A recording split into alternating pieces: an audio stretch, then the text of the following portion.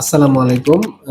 যাদের খুশকির কারণে চুল পড়ে অথবা দীর্ঘমেয়াদী চুল পড়া সমস্যা আছে, আজকের ভিডিওটি তাদের জন্য। আমরা আপনাকে দুইটা জিনিস সাজেস্ট করব, একটা শ্যাম্পু আর একটা ট্যাবলেট।